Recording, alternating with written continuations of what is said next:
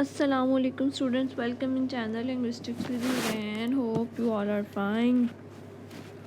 आज हमने टॉपिक पढ़ना है जी सिस्टेमिक फंक्शनल लिंग्विस्टिक्स को। इसको सिस्टेमिक फंक्शनल लिंग्विस्टिक्स भी कहते हैं और सिस्टेमिक फंक्शनल ग्रामर भी कहते हैं। ये ग्रामर एंड सिंटैक्स के सब्जेक्ट्स में भी आता है, उसके आउटलाइन में भी है, और ये डिस्कोर्स के सब्जेक्ट में भी ये टॉपिक आता है। तो अब जिसमें भी करें डाटा यही आएगा। देखिए सिस्टेमिक फंक्शनल लिंग्विस्टिक्स या ग्रामर होता क्या है। Systemic functional linguistics and grammar is a model of grammar developed by Michael Halliday in the 1960s में माइकल हैलिडे ने इसको जो है डेवलप किया था। The term systemic refers to the view of language as a network or system or interrelated sets of options for making meanings. The term functional indicates that the approach is concerned with the contextualized practical usage of which language is put as opposed to formal grammar. Language का इस्तेमाल करना real life situations में practical basis पे ना ये formal grammar से हट के which focuses on syntax and word classes such as nouns and verbs. In his model of language and discourse, he explains the systemic grammar which has the element of functional and cultural analysis. According to him, language should not be analyzed on the conventional grammatical basis. However, we need a systemic grammar which can study the text type, genre, lexicogrammar, register, and socio-culture environment at the same time in a detailed manner with respect to be considering language as a tool to perform a specific kind of function. इस बात का और इसमें पूरा जो introduction है उसमें वो ये कहता है कि जो लैंग्वेज है उसको टिपिकल ग्रामर से हट के ये जॉनरा जो है लेक्सिको ग्रामर रजिस्टर और सोशो कल्चर इन्वायरमेंट में भी उसको देखना चाहिए। लैंग्वेज जो है उसको इस कॉन्टेक्स्ट में भी हमें बात करनी चाहिए, इस कॉन्टेक्स्ट में भी उसके मीनिंग्स निकालने चाहिए और इस टॉपिक पे बात करनी चाहिए कि लैंग्वेज किसी न किसी सोशल कल्चर इन्वायरमेंट में बोली जाती है, ना कि लैंग्वेज को सिर्फ़ और सिर्फ ट्रेडिशनल ग्रामर के एस्पेक्ट पे ही डिस्कस किया जाए। ठीक है। According to him the lexical choices aim of communication and social culture framework situation are inherently interrelated. कहता है कि ट्रेडिशनल ग्रामर से हट के हमें बात करनी चाहिए और ये जो है सोशल कल्चर इन्वायरमेंट है, एम ऑफ कम्युनिकेशन है, ये चीज़ें देखें ग्रामर से हट के भी लैंग्वेज का रियल लाइफ सिचुएशंस में यूज़ होता है और लैंग्वेज का सबसे मेन फंक्शन कम्युनिकेट है। ठीक है, आइडियाज़ को, थॉट्स को एक्सचेंज करना। तो हम सोसाइटी में लैंग्वेज का बहुत ज़्यादा इस्तेमाल करते हैं। तो इस तरह से जी लैंग्वेज को टिपिकल ग्रामर और स्ट्रक्चर्स और पैटर्न से हट के जो उसको बोलचाल में इस्तेमाल करते हैं और फिर क्या क्या मीनिंग्स निकलते हैं, तो कहते हैं हमें इन चीज़ों पे भी इसको डिस्कस करना चाहिए क्योंकि लैंग्वेज सोसाइटी में यूज़ होती है। आगे है जी ये हैलिडे का मॉडल है लैंग्वेज और डिस्कोर्स का, इसको देखें। कहता है कि जो लैंग्वेज है ना वो ये टॉप टू बॉटम है, इसका टॉप टू बॉटम मॉडल है ये। तो सोशल कल्चर इन्वायरमेंट में किसी ना किसी में बोली जाती है, कोई ना कोई डिस्कोर्स होता है और जिसमें हम लैंग्वेज को यूज़ करते हैं। तो जॉनरा होती है, रजिस्टर है और डिस्कोर्स सेमेंटिक्स हैं, जो बात करते हैं उसका कोई ना कोई मतलब होता है। लेक्सिको ग्रामर है, कोई ना कोई वोकेबलरी चूज़ करते हैं।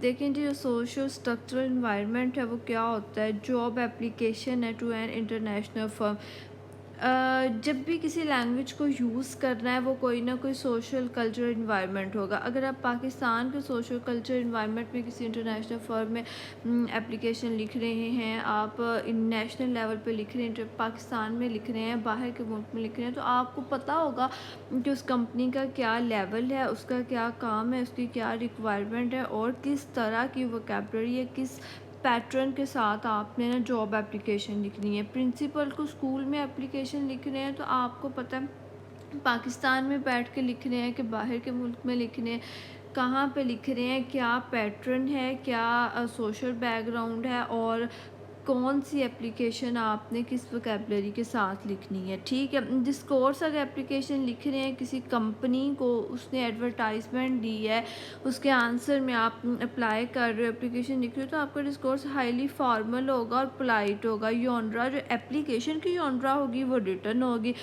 रजिस्टर भी लैंग्वेज के यूज़ को, पर्टिकुलर वोकैबुलरी को ही कहते हैं। फॉर्मल लिंग्विस्टिक चॉइसेस करेंगे।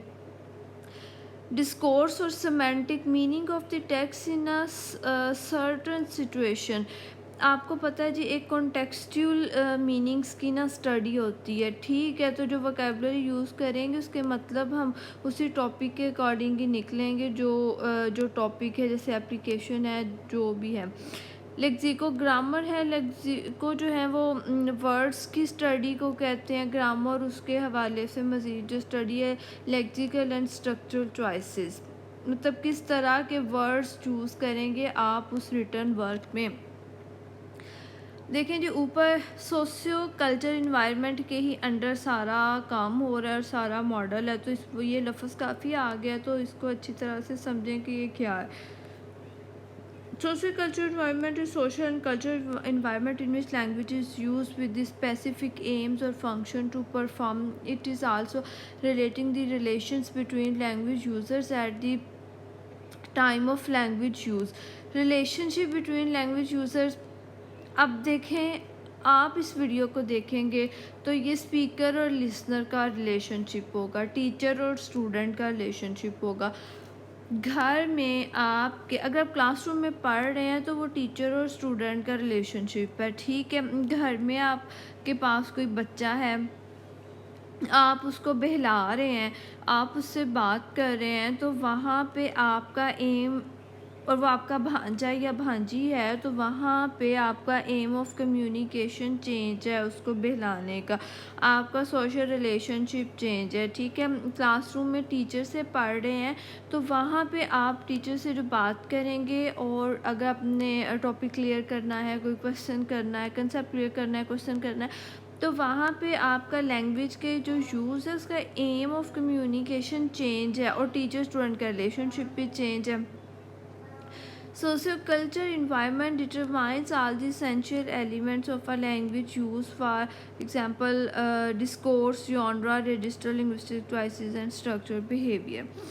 ऊपर लेक्सिको ग्रामर को भी डिस्कस किया गया, तो आप देखें कि लेक्सिको ग्रामर क्या होती है। Lexico grammar is a level of linguistic structure where lexis मतलब लफ्ज़, वोकैबुलरी भी लफ्ज़ ही होते हैं। लेक्सिस वो प्रॉपर वर्ड, कंटेंट वर्ड होता है, वोकैबुलरी वही होता है। Grammar and syntax combined into one. At this level, words and grammatical structures are not seen as independent but rather mutually dependent, with one level interfacing with the other. कहता है कि फिर ना लेक्सिको ग्रामर में ये जो vocabulary, words, grammar और syntax वगैरह, फ़िक्रे की स्ट्रक्चर, ग्रामर, ट्रेडिशनल जितनी भी इन्वॉल्व है, वोकैबुलरी, ये सारे जो है इंडिपेंडेंट फिर लेक्सिको ग्रामर में काम नहीं करते। ये सारे मिल के काम करते हैं और मीनिंग्स को क्लियर करते हैं और स्ट्रक्चर बनाते हैं। With one level interfacing with the each other, interface करते हैं और इंडिपेंडेंट रिप्रेजेंट नहीं होते, इंडिपेंडेंट काम नहीं करते,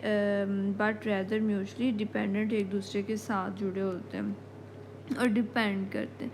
रजिस्टर देखें जी क्या होता है। Systemic, functional, linguistic, grammar. This term links the variable of social context. Social context सबसे इम्पोर्टेंट चीज़ है, and language choices and comprises of 3 major elements. Register भी वोकैबुलरी होती है, पर्टिकुलर, ऑक्यूपेशनल वोकैबुलरी। ठीक है, और इसके 3 मेजर एलिमेंट्स हैं, फील्ड है, टेनर है, मोड है। फील्ड होता है कि अगर आप कोई लिख रहे हैं तो what is being written about, क्या लिख रहे हैं आप। अगर कोई एकेडमिक ऐसे लिख रहे हैं या कोई रिपोर्ट लिख रहे हैं, कोई आर्टिकल है, कोई न्यूज़ वाला आर्टिकल है या कोई जर्नल है, कोई थीसिस है, क्या लिख रहे हैं आप। टेनर है जी, रिलेशनशिप क्या है सोसाइटी में दो लैंग्वेज यूज़र्स का। मोड समझ लें, फॉर्म क्या है, ओरल है, रिटन है, ऑनलाइन है, इन पर्सन है, कंप्यूटर बेस्ड है या पेपर बेस्ड रिटन वर्क है। एक चीज़ देखें, these things are the context, these 3 elements, ठीक है। एक होते हैं जी लैंग्वेज के ना, ये जो हम सिस्टेमिक फंक्शन ग्रामर में यूज़ होते हैं, फंक्शंस हैं सिस्टेमिक फंक्शन ग्रामर के, ये भी एक एस्पेक्ट और पॉइंट है जो कि इसमें डिस्कस होता है। इनको कहते हैं मेटा फंक्शंस। और ये जो फील्ड, टेनर और मोड है, ये होते हैं कॉन्टेक्स्ट ऑफ लैंग्वेज यूज़, ठीक है, किस कॉन्टेक्स्ट में क्या यूज़ हो रहा है। तो ये मेटा फंक्शन एक आइडेशनल मेटा फंक्शन है, इंटरपर्सनल मेटा फंक्शन है, टेक्सचुअल मेटा फंक्शन है, ठीक है। आइडेशनल मेटा फंक्शन में ये देखें कि talk about experiences people and things, और ये फील्ड को ही ये कहते हैं, ठीक है। Interpersonal Meta function the in act social relationship, मतलब लैंग्वेज यूज़र्स का आपस में रिलेशनशिप क्या, और टेनर भी वही है। Textual meta function to link complex ideas into coherent waves of information, मतलब जो मुश्किल चीज़ें होती हैं उनको किसी ना किसी, मतलब उसको किस तरह से बंद किया गया, किस तरह से उसको ऑर्गेनाइज किया गया, कलेक्ट किया गया, सेट किया गया, रिटन फॉर्म में किया गया, डिफरेंट टेक्सिस को, चीज़ों को, इंफॉर्मेशन को स्पोकन में किया गया, ऑडियो में या वीडियो में, ठीक है। आइडेशनल फंक्शन ऑफ लैंग्वेज को मज़ीद अंडरस्टैंड करें और देखें इसमें क्या है। Language is use to represent sense of the word. Ideational function consist on 2 major aspect. एक तो आइडेशनल फंक्शन जो है वो आइडिया को भी कहते हैं, और फील्ड जो है इसके साथ कॉन्टेक्स्ट जुड़ा, वहाँ से भी पता चलता है आइडिया देना। आगे है जी, language is use to represent sense of the word. Ideational function consist on 2 major aspect, lexical choice और ट्रांसटिविटी। लेक्सिकल चॉइसेस हैं, we choose influence how we and other people see things. ज़ाहिर है जो हमारे पास आइडिया है या जो हमारी राय है किसी भी बात पे, उसको बताने के लिए जो आइडिया होगा, जो हमने कहना है, उसके अकॉर्डिंग हम वोकैबुलरी चूज़ करते हैं, और जो हम जिस चीज़ के बारे में जो समझते हैं वही कहते हैं, और उसके अकॉर्डिंग वोकैबुलरी होती है। ट्रांसटिविटी है, consist on participant, process and circumstances. ये देखें, she met me in a party, they are playing football in the park या in the playground। तो देखें इसमें पार्टिसिपेंट्स हैं, शी, मेट मी, ये 2 लोग हैं। प्रोसेस है जी, वो मेट मिले हैं कहीं पे, और सिर्कमस्टेंसेस से हालात के वो किसी न किसी पार्टी में मिले हैं। अगर हम ये कहते हैं कि children's play the football in the ground, तो पार्टिसिपेंट्स 2, 4, 5, 6 बच्चे हैं, खेल रहे हैं, और सिर्कमस्टेंसेस हैं कि वो प्ले ग्राउंड में ना खेल रहे हैं, ठीक है। प्रोसेस में भी खेलना कूदना ही आएगा। आगे है जी, interpersonal meta functions of language और tenor. The interpersonal meta function of a speech represent the way the addresser and the audience interact, ठीक है, किस तरह addresser and audience या listener और speaker एक दूसरे से बात करते हैं। The use of language to establish and maintain relations with them to influence their behavior। देखें, कोई भी जो स्पीकर होता है तो वो अपने रवैये से मुतासर करने की कोशिश करता है अपने रीडर्स को या लिसनर को, to express our on view point on things into word and elicit और चेंज देयर्स। उनको बदलने की कोशिश की जाती है अपने पॉइंट ऑफ व्यू से, और इस तरह से। आगे है जी, एक और पॉइंट है इसका, टेक्सचुअल मेटाफर है, और उसमें ये आएगा कि टेक्सचुअल मेटाफर कौन सी फॉर्म है।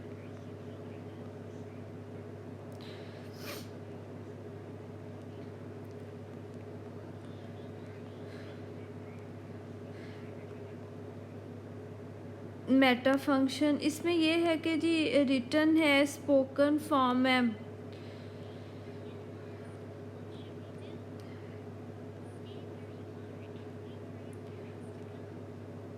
व्हाट्सअप है,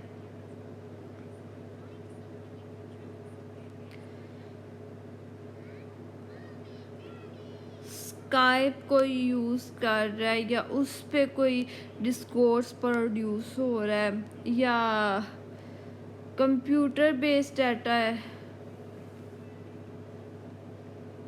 कंप्यूटर बेस्ड टेस्ट है, या पेपर बेस्ड है,